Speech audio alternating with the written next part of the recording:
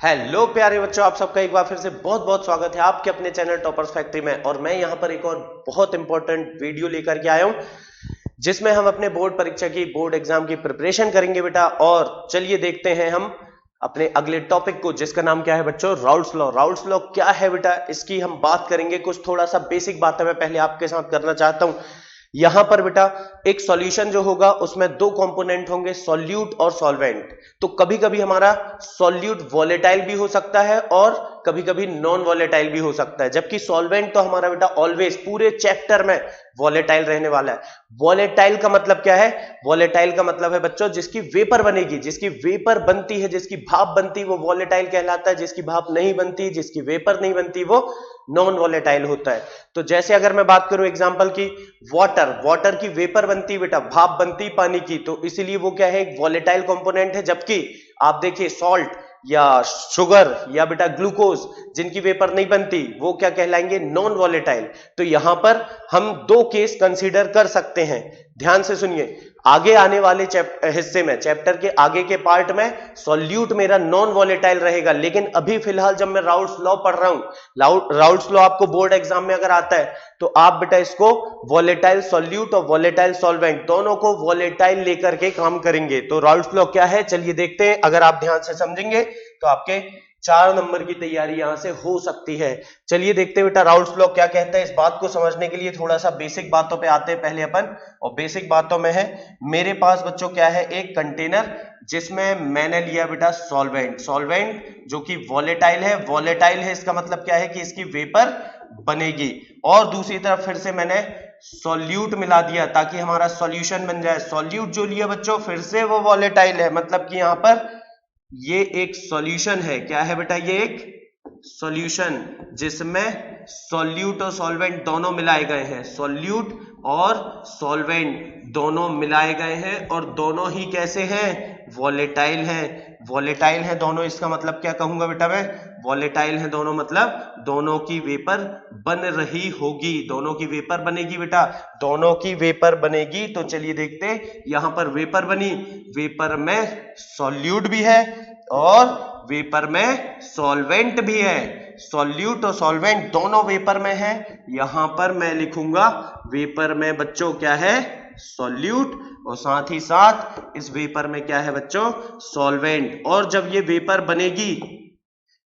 बनेगी तो वेपर बेटा लिक्विड की सरफेस में एक प्रेशर लगाएगी जिसको हम बोलते हैं क्या, वेपर प्रेशर। और आखिर एक सॉल्यूशन का वेपर प्रेशर मैं कैसे मेजर करूं, कैसे बताऊं कि कितना होगा, इस बात के लिए मेरी मदद किया किसने बेटा, राउल्ट ने एक लॉ दिया जिसके थ्रू मैं सॉल्यूशन का वेपर प्रेशर मेजर करता हूं। तो ध्यान रखें बच्चों, राउल्ट्स लॉ हम क्यों पढ़ते हैं, राउल्ट्स लॉ पढ़ने का एक ही कारण है कि इससे हम सॉल्यूशन का वेपर प्रेशर मेजर कर सकते हैं। तो सॉल्यूशन के वेपर प्रेशर को मेजर करने के लिए जो राउल्ट्स लॉ है, राउल्ट ने जो बात बोली, क्या बोली बेटा, कि इसमें सॉल्यूशन है, सॉल्यूशन में सॉल्यूट भी है और सॉल्वेंट भी है, सॉल्यूट भी है सॉल्वेंट भी है। किसके कारण वेपर प्रेशर ज्यादा होगा, सॉल्यूट के कारण कि सॉल्वेंट के कारण?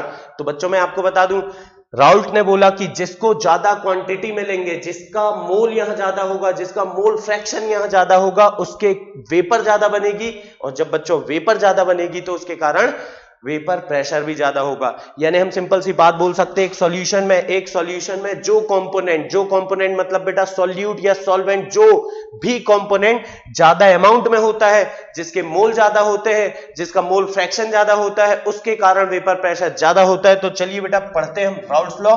राउल्ट्स लॉ क्या कहता है, according to this law the partial vapour pressure of a volatile component, यानी कि किसी वॉलेटाइल कंपोनेंट के कारण जो पार्शियल वेपर प्रेशर लग रहा है उसका अपना वेपर प्रेशर है, present in a solution is directly proportional to the mole fraction of that component in the solution. यानी कि सॉल्यूशन में उस कंपोनेंट का जो मोल फ्रैक्शन है उसके डायरेक्टली प्रोपोर्शनल होगा उसका पार्शियल वेपर प्रेशर।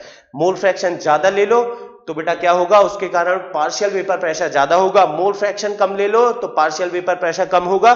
तो बड़ी आसान सी बात है ये राउल्ट्स लॉ। चलिए देखते हैं बेटा, हम यहां पर पूरे चैप्टर में, जैसा कि मैं पहले से भी बताते चला आ रहा हूं, देखिए आपको अगर ये बोर्ड एग्जाम में आता है तो कम से कम आपको 4 नंबर या 3 नंबर तो मिनिमम दे के जाएगा। तो चलिए देखते हैं कैसे लिखेंगे। पहले तो आप एग्जाम में इसका राउल्ट्स लॉ लिखेंगे, ये स्टेटमेंट लिखेंगे बेटा। उसके बाद छोटा सा एक मैथमेटिकल पार्ट है, उसको भी हम कवर करेंगे। ए यहां पर हम क्या मान के चल रहे हैं, सॉल्वेंट, जबकि बेटा बी क्या है मेरा, सॉल्यूट। तो एक तरफ है मेरे पास क्या बच्चों, सॉल्वेंट, और एक तरफ है सॉल्यूट। और यहां पर अगर मैं वेपर प्रेशर बोल रहा हूं बेटा, लेकिन मैं यहां पर बोलूं पार्शियल वेपर प्रेशर, क्या बोलना चाहिए मुझे, पार्शियल वेपर प्रेशर,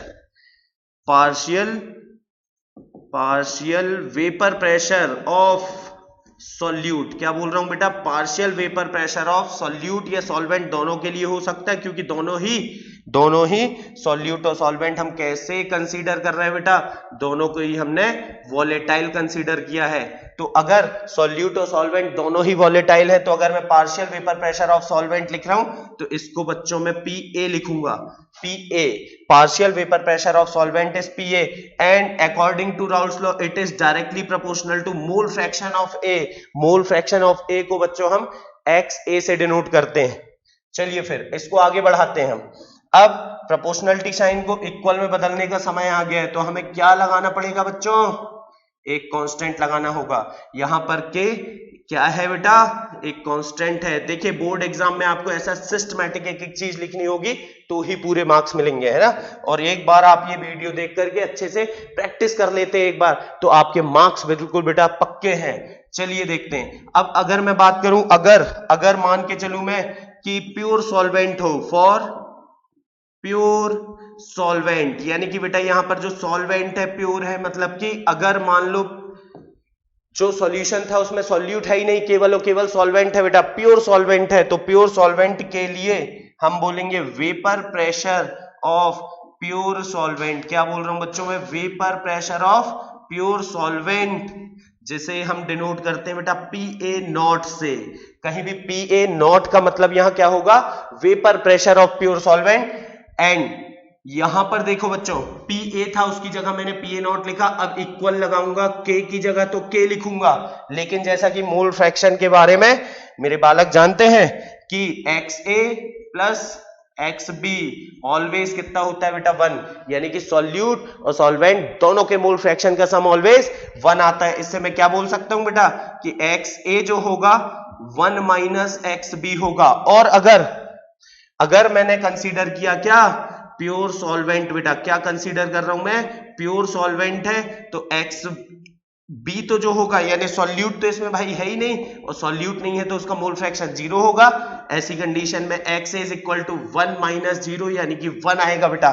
तो जब मैं यहां पर प्योर सॉल्वेंट ले रहा हूं तो देखिए क्या हो रहा है, PA की जगह PA नॉट लिखा मैंने। PA क्या था, PA था सॉल्यूशन में सॉल्वेंट के कारण जो पार्शियल वेपर प्रेशर है वो, और जबकि PA नॉट क्या है बेटा, PA नॉट है प्योर सॉल्वेंट का वेपर प्रेशर। तो जब हमने देखा प्योर सॉल्वेंट का वेपर प्रेशर, तो XA मुझे 1 रखना पड़ा, और यहां से बेटा मेरे पास K की वैल्यू कितनी आ गई, PA नॉट। तो यहां पर ये वैल्यू मैं पुट करता हूं तो क्या होगा बेटा, देखिए ध्यान से, ये इसको इक्वेशन 1 दे दिया मैंने, और इक्वेशन 1 में अब मैं वैल्यू पुट करने जा रहा हूं। ये था कितना बेटा, PA is equal to K की जगह कितना रखूं बेटा, PA नॉट, और साथ में क्या है मेरे बच्चों, XA। तो इस तरह से मेरे पास एक ये राउल्ट्स लॉ का मैथमेटिकल फॉर्म आ चुका है। क्या है बच्चों, PA is equal to PA not XA। अगर आपको सिंपल पूछे mathematical form of Raoult's law, तो ध्यान रखें PA is equal to PA not XA। और अब क्योंकि मेरा सॉल्यूट भी वॉलेटाइल है, तो हम बोल सकते हैं फॉर वॉलेटाइल सॉल्यूट। ध्यान रखें बेटा, अगर वॉलेटाइल है तो ही ये लॉ लगेगा। राउल्ट्स लॉ केवल और केवल वॉलेटाइल सॉल्यूट और वॉलेटाइल सॉल्वेंट, यानी कि वॉलेटाइल कंपोनेंट के लिए ही लगाया जा सकता है। तो फॉर वॉलेटाइल सॉल्यूट क्या बोलूंगा बेटा मैं, सिमिलरली क्या बोल सकता हूं बेटा मैं, सिमिलरली। देखिए यहां था PA की जगह मैं अगर बोलूं partial vapour pressure of B, यानी कि सॉल्यूट।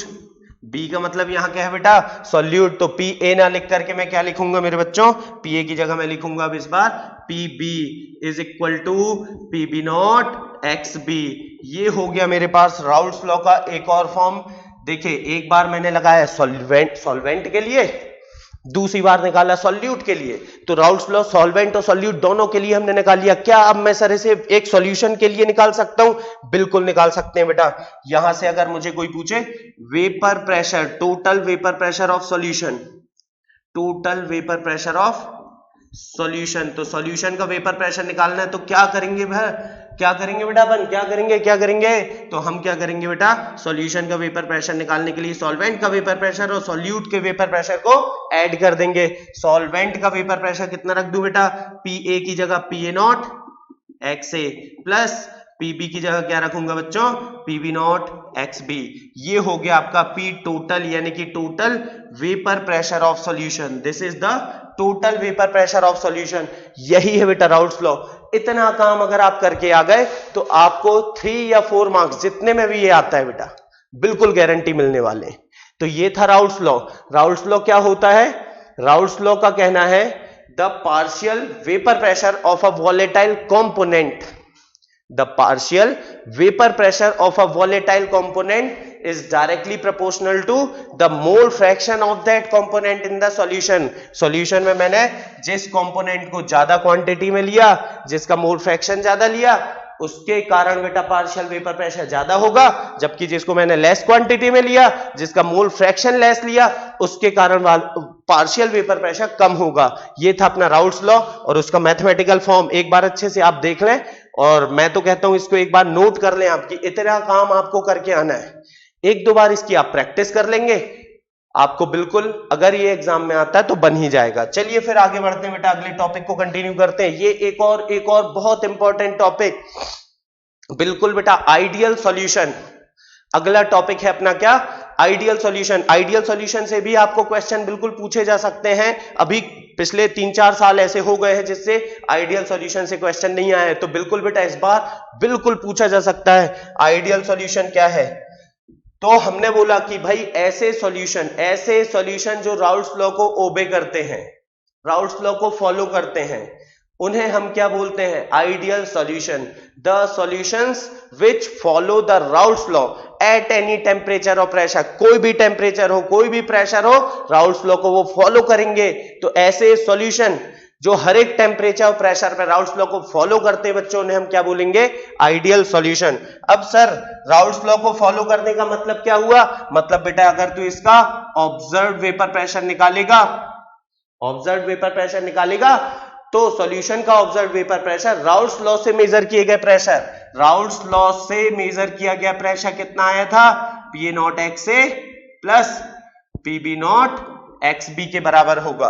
यानी बच्चों हम कह सकते हैं सॉल्वेंट का जो वेपर प्रेशर है वो किसके बराबर होगा, PA0 XA के, और सॉल्यूट का जो वेपर प्रेशर है वो किसके बराबर होगा, PB0 XB के। तो बेटा आइडियल सॉल्यूशन अब हम किसे कहेंगे, आइडियल सॉल्यूशन वो सॉल्यूशन है सर जिसमें क्या होता है बेटा, जिसमें सॉल्यूट और सॉल्वेंट दोनों ही राउल्स लॉ को फॉलो करते हैं, और साथ साथ जो सॉल्यूशन है वो भी राउल्स लॉ को फॉलो करता है। मतलब कि जिसका ऑब्जर्व्ड वेपर प्रेशर, अगर किसी सॉल्यूशन का ऑब्जर्व्ड वेपर प्रेशर, मेजर किया गया वेपर प्रेशर राउल्स लॉ से मेजर किए गए प्रेशर के इक्वल आएगा, तो उसे हम क्या बोलेंगे, आइडियल सॉल्यूशन। ये तो बेटा अंदर की बात है, आपको तो सिंपल क्या बोलना है कि the solutions which obey Raoult's law, which follow Raoult's law at any temperature and pressure are called ideal solutions।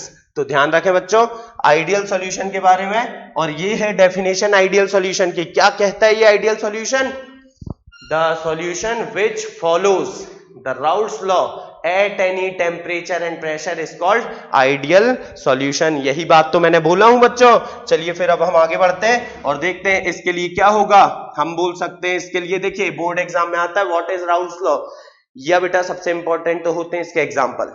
तो एग्जाम्पल तो हम कर लेंगे, पहले राउल्ट्स लॉ आइडियल सॉल्यूशन आया, आइडियल सॉल्यूशन की डेफिनेशन, और इसके बारे में क्या लिखेंगे, P observed is equals to PA0 XA plus PB0 XB, और साथ ही साथ क्या लिखेंगे बेटा, PA is equals to PA0 XA and PB is equals to PB0 XB। तो अगर आइडियल सॉल्यूशन पूछा जाता है तो आप ध्यान रखें आइडियल सॉल्यूशन क्या है, ऐसे सॉल्यूशन जो हर एक टेम्परेचर और प्रेशर में राउल्ट्स लॉ को फॉलो करते हैं बेटा, वही क्या कहलाते हैं बच्चों, आइडियल सॉल्यूशन। तो ये हो गए हमारे आइडियल सॉल्यूशन। अब देखिए एग्जांपल बिल्कुल आपको सीधे 1 मार्क्स में भी पूछे जा सकते हैं। 1 मार्क में अगर आपको इससे क्वेश्चन आएगा तो कैसा आएगा, एग्जांपल से। कैसे बेटा, which of the following solution is an example of ideal solution. तो कैसे पहचानूंगा सर मैं, बड़ी दिक्कत की बात है। 4 ऑप्शन दिए रहेंगे, चारों हमें पहचानना होगा, उनमें से एक कौन सा आंसर सही है बेटा। तो बड़ा आसान तरीका बता रहा हूं, जो एक जैसे लगे, जो सेम कास्ट के हो, जो सेम कास्ट के हो वो आइडियल, और जो अलग अलग कास्ट के हो वो नॉन आइडियल। मतलब बेटा एक एल्केन तो दूसरा भी एल्केन होना चाहिए, एक अल्कोहल तो दूसरा भी अल्कोहल। अगर बेटा एक एरोमेटिक हाइड्रोकार्बन तो दूसरा भी एरोमेटिक हाइड्रोकार्बन, एक पोलर तो दूसरा पोलर, एक नॉन पोलर तो दूसरा नॉन पोलर। चलिए देखते हैं कैसे। ये कुछ एग्जांपल है, अगर आप इतने एग्जांपल कर लेते तो भी आपका काम बढ़िया चल जाएगा। तो बच्चों पहला एग्जांपल है solution of n hexane and n heptane. क्या इनकी जो कास्ट है सेम है बेटा, बिल्कुल सेम है। कैसे, हेक्सेन, हेक्सेन यानी एल्केन, हेप्टेन ये भी एक एल्केन है। तो हेक्सेन और हेप्टेन, एन हेक्सेन और एन हेप्टेन का जो मिक्सचर होगा, जो सॉल्यूशन होगा बच्चों, वो एक आइडियल सॉल्यूशन होगा। वहीं solution of methyl alcohol and ethyl alcohol, बिल्कुल बेटा ये भी एक आइडियल सॉल्यूशन है, सेम कास्ट है, दोनों ही अल्कोहल है, तो इसको भी अपन क्या मानेंगे, ideal solution.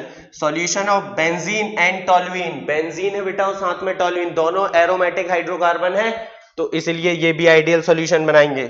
Solution of ethyl bromide and ethyl iodide, ये भी एक आइडियल सॉल्यूशन होगा। तो ध्यान रखें बच्चों, ऐसा कोई भी ऑप्शन, ऐसा कोई भी सॉल्यूशन जिनमें दोनों कंपोनेंट की कास्ट सेम हो, दोनों एक से फंक्शनल ग्रुप वाले हो, एक से होमोलोगस सीरीज वाले हो, उन्हें क्या बोलेंगे अपन, आइडियल सॉल्यूशन। चलिए तो बेटा आगे बढ़ते हैं फिर अपन प्रॉपर्टीज ऑफ आइडियल सॉल्यूशन के साथ।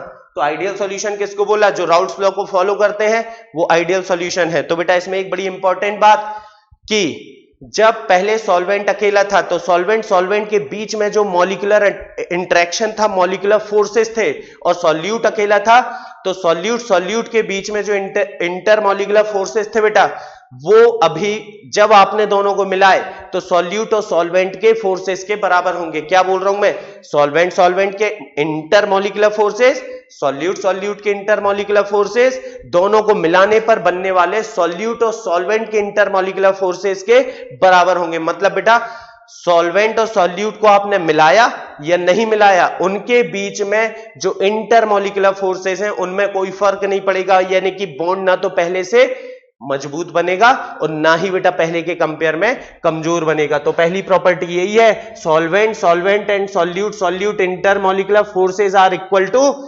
Solvent solute intermolecular forces. फिर नेक्स्ट है बेटा change in volume during formation of solution is zero. मतलब कि जब आपने सॉल्यूशन को बनाया, सॉल्यूट और सॉल्वेंट को मिलाया, तो उनके वॉल्यूम में कोई चेंज नहीं आया है। इसका क्या मतलब है बेटा कि जैसे मैंने 50 ml सॉल्यूट लिया, 50 ml सॉल्वेंट लिया, दोनों को मिलाया तो सॉल्यूशन कितना बनेगा सर, बिल्कुल बेटा 100% बनेगा, 100 ml बनेगा। अगर केवल 100 ml बना, ना तो 101 बना ना तो 99 बना, तो जितना बेटा मिलाया केवल उतना ही बना, तो वो आइडियल है। अब होता क्या है, अपने को तो लगता है कि सर हमेशा मैं 50-50 को मिलाऊंगा तो 100 बनेगा, लेकिन बेटा ऐसा नहीं है। अगर 50 ml तूने अल्कोहल लिया और 50 ml वाटर लिया तो 100 ml नहीं बनेगा बेटा, 100 ml तभी बनेगा जब वो सॉल्यूशन कौन हो, आइडियल सॉल्यूशन हो। तो अगर तेरा आइडियल सॉल्यूशन है तो जब तूने बेटा सॉल्वेंट और सॉल्यूट को मिलाया यानी कि सॉल्यूशन बनाया तो वॉल्यूम में कोई चेंज नहीं आया। इस बात को बच्चों हम ऐसे भी लिख सकते हैं, कैसे, delta V mixing is equal to 0। Delta V mixing is equal to 0. It means change in volume during the mixing of solute and solvent is equal to 0. Next है change in enthalpy during the formation of solution is 0.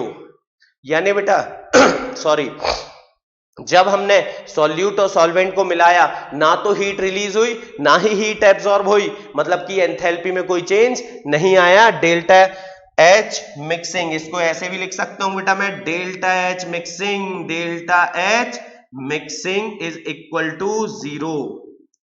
Delta H mixing is equal to 0। तो चलिए बेटा इसके बाद फिर हम आगे बढ़ते हैं। अगला टॉपिक है नॉन आइडियल। तो सर ये नॉन आइडियल क्या होगा? भाई जो आइडियल नहीं होगा वही तो तेरा नॉन आइडियल होगा। कैसे सर? जैसे बेटा नॉन आइडियल की डेफिनेशन क्या बोले थे अपन ने कि जो राउल्स लॉ को फॉलो करते हैं। अब नॉन आइडियल की डेफिनेशन क्या बोलोगे कि जो राउल्स लॉ को फॉलो नहीं करते हैं। ऐसे सॉल्यूशन जो राउल्स लॉ को फॉलो नहीं करते ऑल टेम्परेचर एंड प्रेशर में, they are called non ideal solution. तो डेफिनेशन क्या बनेगी बेटा? The solution which do not follow the Raoult's law at any temperature and pressure are called non-ideal solutions। ये लिखो ही बेटा definition, the solution which does not follow the Raoult's law at all temperature and pressure is called non-ideal solution। तो बेटा जो Raoult's law को ओबे नहीं करेगा, राउल्ट्स लॉ को फॉलो नहीं करेगा, इसका क्या मतलब होगा? इसका मतलब होगा मेरे बच्चों कि इसमें अगर आप निकालोगे सॉल्यूशन का vapour pressure, observe vapour pressure, तो ये राउल्ट्स लॉ से मेजर किए गए प्रेशर के बराबर नहीं आएगा। P A not X A plus P B not X B के बराबर नहीं आएगा बेटा। वहीं अगर मैं बोलूं कि सर मैं पी ए अगर मेजर करूं, मतलब कि vapour pressure of solvent measure करूं, तो ये फिर से P A not X A और P B not X B के बराबर नहीं आएगा। P A not X A के बराबर नहीं आएगा, और जबकि B का partial vapour pressure P B not X B के इक्वल नहीं आएगा बेटा। तो कहने का मतलब क्या हुआ? ऐसे सॉल्यूशन जो राउल्ट्स लॉ को ओबे नहीं करते हैं उन्हें हम कहते हैं नॉन आइडियल सॉल्यूशन। इनमें observe vapour pressure Raoult's law से मेजर किए गए प्रेशर के इक्वल नहीं होता है। तो इसके एग्जाम्पल, अगेन बेटा एग्जाम्पल याद रखना बहुत आसान है। जो अलग अलग कास्ट के यानी कि जिनमें सेम फंक्शनल ग्रुप नहीं है, सेम होमोलोगस सीरीज नहीं है, वो अपने क्या होंगे? Non ideal solution. तो एक एक करके देखते हैं बेटा नॉन आइडियल के example. Solution of ethanol and water, ये बहुत अच्छा एग्जांपल है बेटा, एग्जाम में पूछा जा सकता है, तो ध्यान रखना। अल्कोहल और वाटर, इथेनॉल और वाटर, अल्कोहल और वाटर एक नॉन आइडियल सॉल्यूशन है, नॉन आइडियल सॉल्यूशन है। दूसरा क्या बेटा? Solution of ethanol and acetone. Ethanol यानी कि अल्कोहल और साथ में एसीटोन, ये भी आपस में जब मिलेंगे तो एक नॉन आइडियल सॉल्यूशन बनेगा बेटा। Solution of carbon disulphide and acetone, solution of phenol and aniline. तो ये वो एग्जांपल है बेटा जो बिल्कुल आपसे बोर्ड एग्जाम में अलग अलग तरीके से पूछा जा सकता है। तो ये एग्जांपल आप नोट कर लें और थोड़ा सा बेटा लर्न कर लें तो अच्छी बात रहेगी। चलिए फिर हम देखते हैं, इसके बाद आगे बढ़ते हैं बेटा। Properties of non volatile solution, non ideal solution, sorry बेटा, नॉन आइडियल सॉल्यूशन की प्रॉपर्टीज अपन देखने वाले हैं, जिसमें पहली प्रॉपर्टी क्या है? Solvent solvent and solute intermolecular forces are not equal to solute solvent intermolecular forces। कहने का मतलब बेटा ध्यान से समझना कि जब हमने सॉल्यूट अकेला लिया तो सॉल्यूट के मॉलिक्यूल में जो इंटरेक्शन था, सॉल्वेंट अकेला लिया, सॉल्वेंट में जो अट्रैक्शन था, जब हमने इनको मिलाया तो अब ये अट्रैक्शन या तो पहले के कंपेयर में स्ट्रांग हो जाएगा या तो बेटा पहले के कंपेयर में वीक हो जाएगा। तो कहने का मतलब है कि अगर सॉल्यूट और सॉल्वेंट को मिलाने पर जो बॉन्ड है पहले से स्ट्रांग हो जाए या पहले से वीक हो जाए तो वो सॉल्यूशन क्या होगा बेटा? Non ideal solution. और अगर पहले जैसे ही हो तो वो आइडियल सॉल्यूशन होगा। चलिए नेक्स्ट है बेटा, change in volume, change in volume during the formation of solution is equal to 0। कहने का मतलब ध्यान से समझना मेरे बच्चों कि अगर मैंने सॉल्यूट और सॉल्वेंट को मिलाया तो चेंज इन वॉल्यूम यानी delta V mixing, delta V mixing जो होगी बेटा 0 नहीं होगी। Delta V mixing is not equal to 0। Ideal में ये 0 थी लेकिन नॉन आइडियल में नहीं होगी। यही तो खासियत है नॉन आइडियल सॉल्यूशन की बेटा। तो नॉन आइडियल सॉल्यूशन में क्या होगा?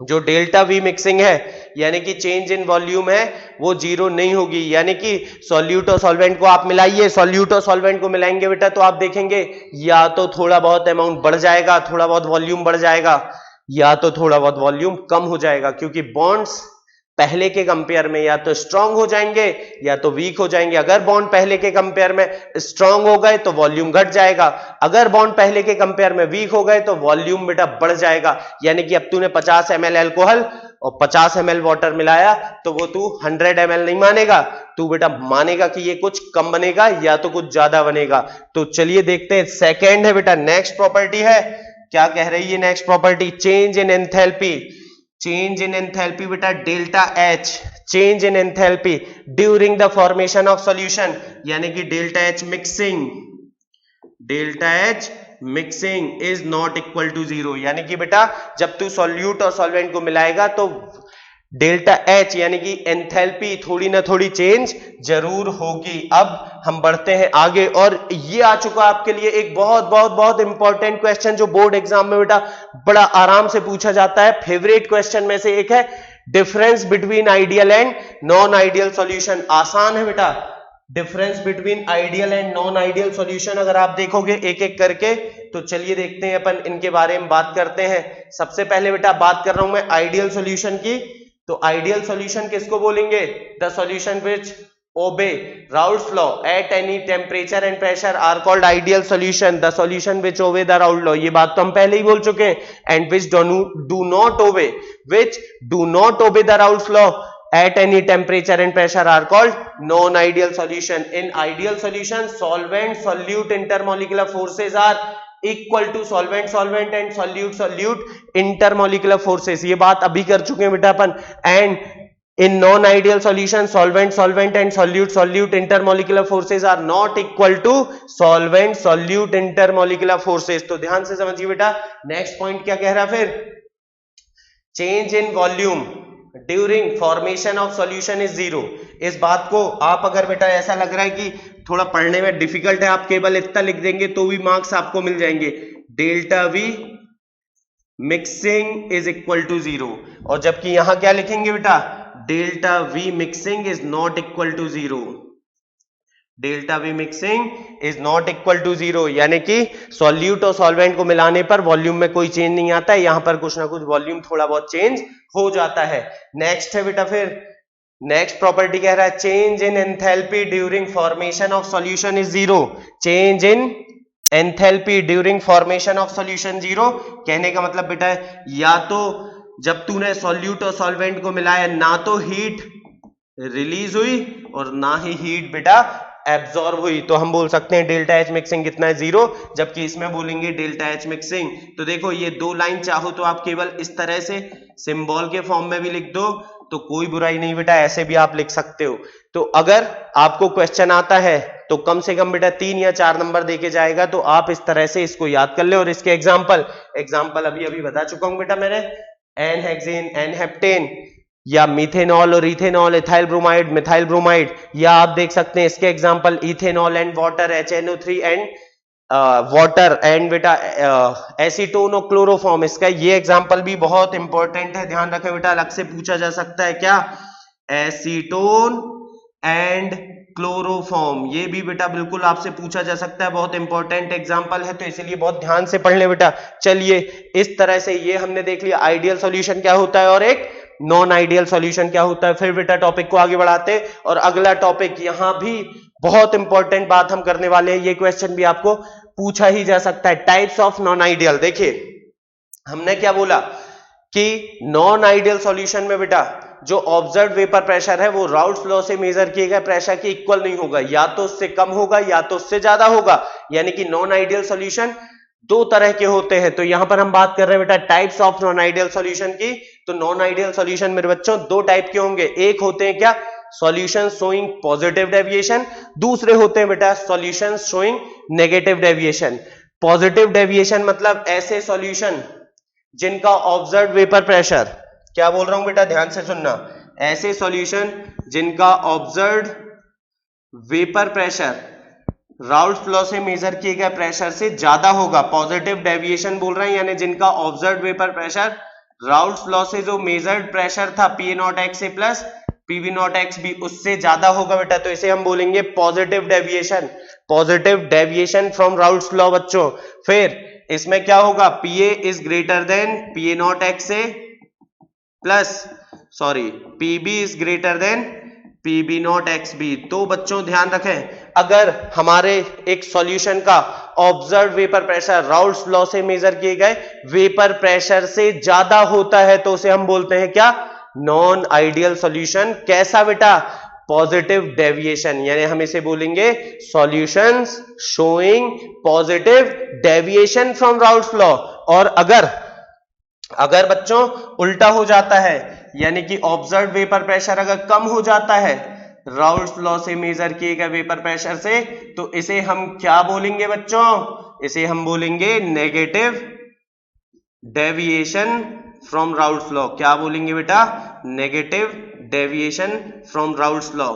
अब इसमें भी आपको डिफरेंस पूछा जा सकता है। वैसे तो कुछ सालों से इसका क्वेश्चन नहीं आया, मैं बता दूं आज आपको कि कुछ सालों से इनके क्वेश्चन नहीं आए, आइडियल नॉन आइडियल और इनमें डिफरेंस बेटा और पॉजिटिव और नेगेटिव डेविएशन। तो बिल्कुल आप मान के चलिए कभी भी ये क्वेश्चन आपको इस साल हो सकता है पूछ ले, इंपॉर्टेंट है बेटा, इसको आप हल्के में नहीं ले सकते। तो चलिए बेटा देखते अगला क्वेश्चन। बिल्कुल अगर आता है तो आपको 4 नंबर या 3 नंबर तो कम से कम दे के जाएगा। Difference between solutions showing positive and negative deviation from Raoult's law. यानी कि बेटा पॉजिटिव डेविएशन और नेगेटिव डेविएशन की अपन बात करना चाह रहे हैं। पहला पॉइंट क्या है बच्चों? In these solutions the observed vapour pressure, क्या बोल रहा हूं बेटा? The observed vapour pressure of solution is greater than the vapour pressure measured by Raoult law. यही बात तो बेटा मैंने पहले बोला था कि ऐसे सॉल्यूशन जिनका observed vapour pressure Raoult's law से मेजर किए गए वेपर प्रेशर से ज्यादा होगा, the observed vapour pressure of solution is greater than the vapor pressure measured by Raoult's law, then it is positive deviation. And if the observed vapor pressure of solution is less than the vapor pressure measured by Raoult's law, then it is non-ideal solution. अगर बेटा observed vapor pressure ज्यादा है तो हम बोलेंगे क्या? Positive deviation. और अगर observed vapour pressure Raoult's law से मेजर किए गए प्रेशर से कम है तो इसको हम क्या बोलेंगे मेरे बच्चों? Negative deviation. नेक्स्ट है, इसमें क्या होता है? वेपर प्रेशर ज्यादा होता है। क्यों होता है सर? क्योंकि इसके बॉन्ड वीक हो जाते हैं, यानी कि सॉल्यूट सॉल्वेंट का जो इंटरमॉलिक्यूलर फोर्सेस होंगे वो वीक होंगे। किससे बेटा? सॉल्यूट सॉल्यूट और सॉल्वेंट सॉल्वेंट। मतलब कि पहले जब वो अकेले थे तो उनके बीच में स्ट्रॉन्ग बॉन्डिंग थी, लेकिन जब तूने उनको मिलाया तो बॉन्ड वीक हो गए। वीक हो गए तो ज्यादा वेपर बनी, ज्यादा वेपर बनी तो बेटा वेपर प्रेशर भी ज्यादा आ गया। तो यहां पर अगला पॉइंट यही बता रहा है हमको। क्या बता रहा है मेरे बच्चों? ध्यान से देखें, solvent solute intermolecular forces are weaker than the solvent solvent and solute solute intermolecular forces. जबकि यहां पर क्या हुआ? सॉल्यूशन का वेपर प्रेशर कम हो गया। क्यों हो गया सर? क्योंकि मॉलिक्यूल्स के बीच में इंटरेक्शन मजबूत हो गया। जब तूने सॉल्यूट और सॉल्वेंट को मिलाया तो उनके बीच में मजबूत बॉन्ड बन गए, स्ट्रॉन्ग बॉन्ड बन गए बेटा। जैसे ही स्ट्रॉन्ग बॉन्ड बने तो हम बोलेंगे कि यहां पर वेपर प्रेशर कम आएगा क्योंकि वेपर कम बनेगी। तो solvent solute intermolecular forces are stronger than solute solute and solvent solvent intermolecular forces. फिर नेक्स्ट बोल रहा है बेटा, ध्यान देना है, ये नेक्स्ट पॉइंट क्या बोल रहा है? Change in volume. क्या बोल रहा है बेटा? Change in volume during formation of solution is positive. अब इस बात को चाहो तो आपको ऐसे लिखने में थोड़ा डिफिकल्ट लग रहा है, केवल इतना भी लिख दोगे तो बोर्ड एग्जाम में मार्क्स मिल जाएंगे मेरे बच्चों। Delta V mixing is positive, यानी कि इसमें जब तूने 50 ml और 50 ml मिलाया तो 100 ml नहीं बना बेटा, तुझे कितना मिला? हो सकता है 101 ml मिला हो। जबकि यहां पर नेगेटिव डेविएशन में delta V mixing is negative. Negative मतलब बेटा वॉल्यूम पहले से घट गया है। वॉल्यूम क्या हो गया है मेरे बच्चों? पहले से घट गया है। तो ये बात ध्यान रखें आप, डेल्टा वी मिक्सिंग इसमें कितना होगा बेटा? नेगेटिव, जबकि इसमें delta V mixing positive. Similarly change in enthalpy during formation of solution is positive. यहां पर बेटा देखें थोड़ा सा गड़बड़ हो गया है, ये ध्यान रखें आप, यहां क्या आएगा? पॉजिटिव, यानी कि डेल्टा एच मिक्सिंग। इसको तो आप केवल इतना भी लिख दें तो आपको बोर्ड एग्जाम में मार्क्स मिल जाएंगे, इस पॉइंट को पूरा लिखने की जरूरत नहीं है। Delta H mixing is positive, जबकि यहां पर बेटा क्या होगा? नेगेटिव। यहां पर मैं लिखूंगा delta H mixing is negative, यानी कि बेटा डेल्टा एच मिक्सिंग पॉजिटिव है। इसका मतलब क्या है? हीट क्या हो रही बेटा? एब्जॉर्ब हो रही है। तो जब एक आइडियल सॉल्यूशन पॉजिटिव डेविएशन वाला सॉल्यूशन आप बनाओगे तो हीट क्या होगी मेरे बच्चों? एब्जॉर्ब होगी। वहीं आप नेगेटिव डेविएशन वाला बनाओगे तो हीट क्या होगी बच्चों? हीट रिलीज होगी, यानी कि एक्सोथर्मिक प्रोसेस होगी। चलिए फिर एक एक एग्जांपल इनके लिख लेंगे अपन। क्या? Solution of ethanol and water, solution of ethanol and water, solution of nitric acid and water. अब इसमें बेटा मैं आपको एक चीज बता दूं, एक एग्जांपल और आप जोड़ सकते, क्लोरोफॉर्म, क्लोरोफॉर्म CHCl3 और साथ में बेटा आप ले लो एसीटोन CH3COCH3। तो ये भी बेटा नेगेटिव डेविएशन बनाते हैं। तो इस तरह से आप इतने टॉपिक को अच्छे से कवर कर लेते हैं तो गारंटी बता रहा हूं बेटा आपको, अगर इसमें से क्वेश्चन आता है 4 नंबर का तो आपसे बन जाएगा। तो अगर आप 4 मार्क्स को बिल्कुल सेव करना चाहते हैं तो इसको एक बार फिर से रिवाइज कर लीजिए, प्रॉपर नोट्स बना लीजिए, फिर हम मिलेंगे अगले वीडियो में कुछ अच्छे क्वेश्चंस के साथ।